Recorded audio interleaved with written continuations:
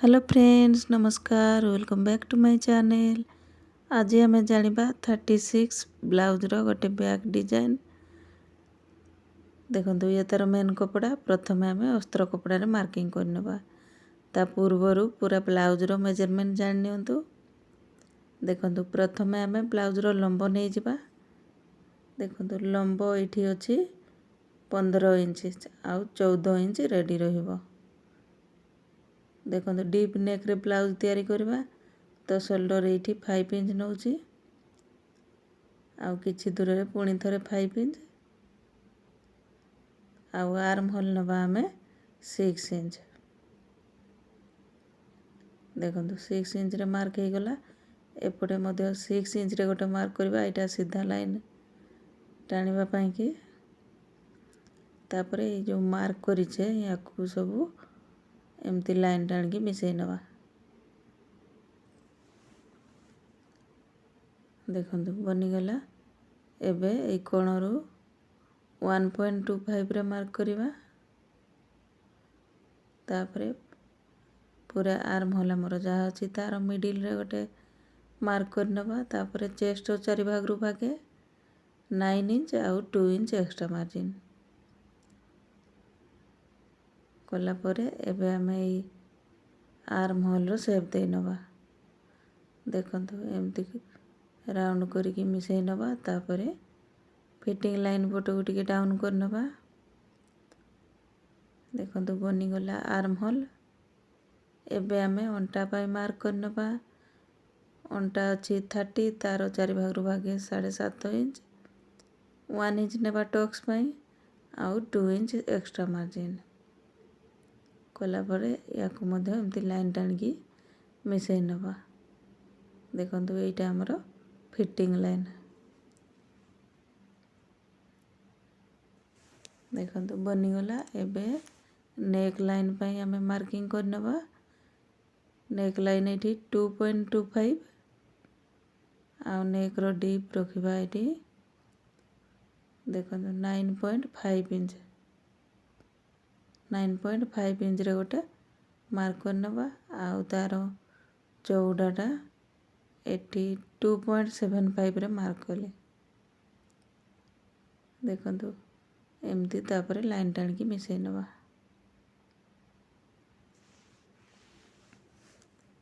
या भितरे राउंड रो शेप दे नवा। देखंतु यार ब्रॉड बढ़ाइबा पई मु टिके लाइन बाहर को करिकी ड्रॉ करूची।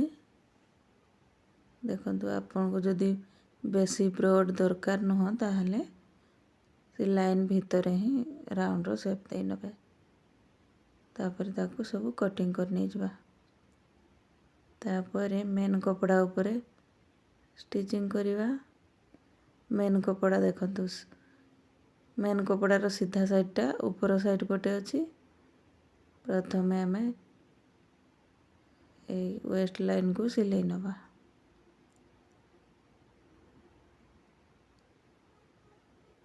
देखंतु एपट साइड स्टिच हो गला। एबे आमे गला साइड को सिलेबा। गला रे कि अंटा रे हमर आउ पट्टी दरकार होबनी। एबे एमती सिलाई देकी ताकू पलटी कर नै जबा। देखंतु गोटे साइड हो गला। एबे एपट साइड को मध्य सिलाई नवा।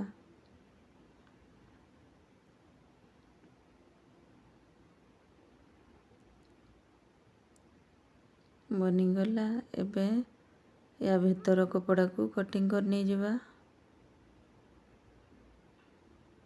देखो कटिंग करी नेला परे पूरा गला रे आमे एमती क्रॉस रे कट लगे नै जबा। तापरे एठी हाथ को भर्ती की ताकू पलटी कर नै जबा। देखंतु पूरा फिनिशिंग रे पूरा अंटा साइड गला साइड हमरो रेडी हो जिवो। तापरे ताकू एमती भलो भाबे रखी की मेन कपड़ा ऊपर गला साइड रे पुणी थरे गोटे सिलाई पकाई नै जबा।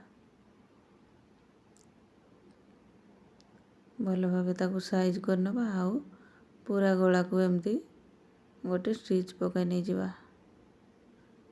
तो फ्रेंड्स वीडियो भल लगे वीडियो को लाइक करेंगे आउ चैनल रे नुआ थिले चैनल को सब्सक्राइब करेंगे। एमती ही नुआ नुआ सब वीडियो देखा मो चैनल को सब्सक्राइब करेंगे। पूरा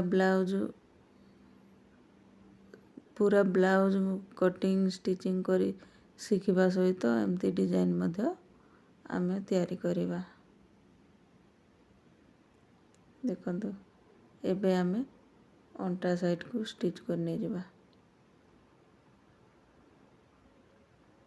यार कपड़ा को मध्य भल भावे साइज करके धरिबा आ सिलाई नहीं जावा। और भीतर अस्त्र कपड़ा जमती बाहर साइड को देखा न जीव ता प्रति ध्यान देवा आ सिलाई नहीं जावा। देखो बनीगला। एबे आमे पूरा ब्लाउज को आम मेन कपड़ा सहित सिलाई करिकी अटैच करने जावा।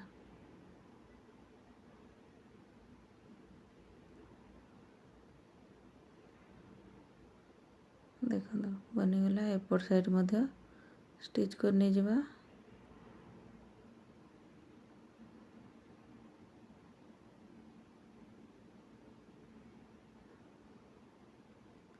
देखो एमती हाथ रे ताको साइज करुथबा कपड़ा को आ सिलाई नहीं जावा।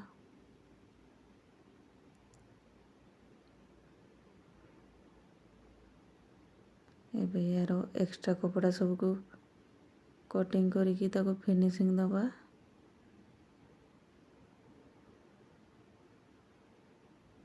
देखो बनीगला।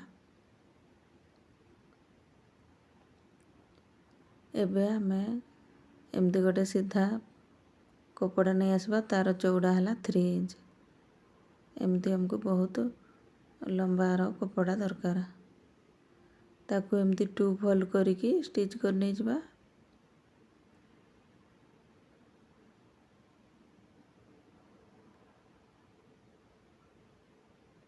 पूरा पट्टी को आमे एमती सिलाई की कंप्लीट करिबा।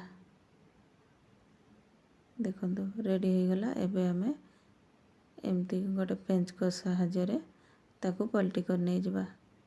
ये बहुत ही सहज रे पलटी हो जिवो किछि प्रॉब्लम नहीं।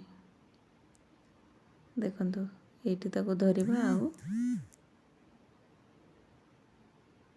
एमती पलटी करने जावा। तापरे देखो ये सिलाई को सेंटर करिकी आ प्रेस करने जावा। तापरे आमे एठी एमती प्रिल तैयारी करिबा। देखो सिलाई आमर पूरा सेंटर रे लगेबा आउ एमती प्रिल तैयारी करने जावा। एमती ही पूरा पट्टी रे आमे रेडी करने जावा। गोटे साइज रो आमे बनेबा।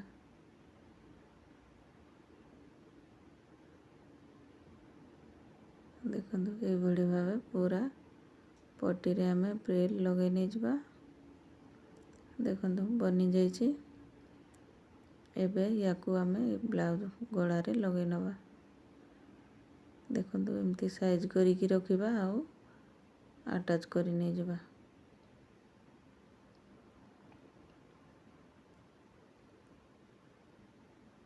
देखो एमती ही सिंपल ब्लाउज को एमती टिके डिजाइन करिकी आपण तैयारी करि परिबे डिजाइनर ब्लाउज।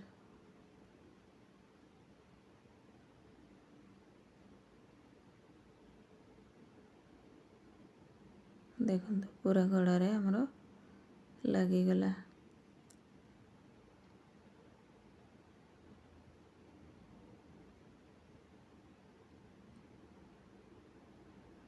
देखो बनीगला आमर ब्लाउज।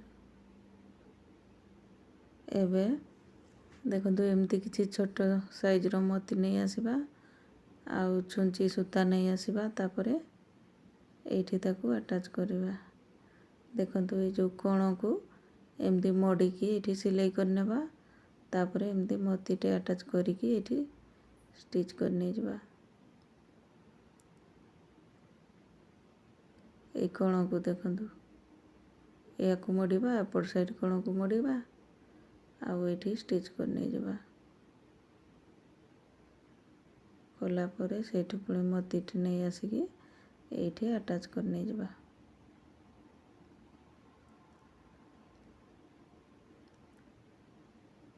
ଦେଖନ୍ତୁ କେତେ ସୁନ୍ଦର ଗୋଟେ ଫ୍ଲାୱାର୍ସର ଲୁକ୍ ଦେବ। ଏମିତି ତାକୁ ସିଲେଇ କରିବା।